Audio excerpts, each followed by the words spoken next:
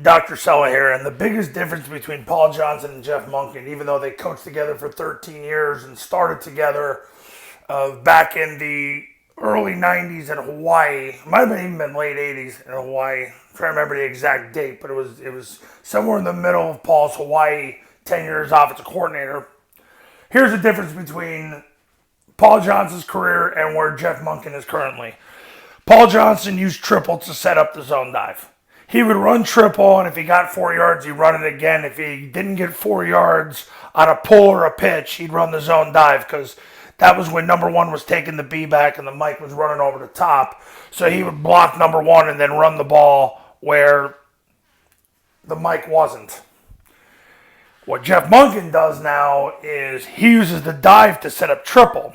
So he's going to get a wedge and get great movement on the action key.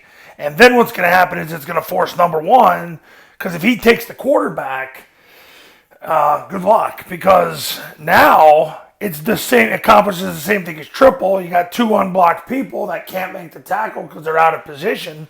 It forces number one to have to take the B back.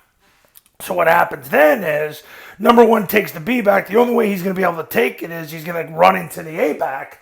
And then they know that if they don't get 4 yards on the dive, the next play they read the guy, because they know number one's taking the B back.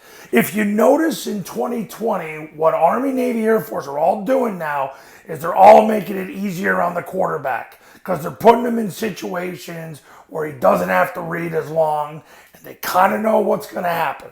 And that's the big difference in 2020. But the difference between Paul is he used triple to set up the dive. Monk uses dive to set up the triple. And if you want to learn Army, Navy, and Air Force's modern-day triple option offense, call me at 570-332-0265.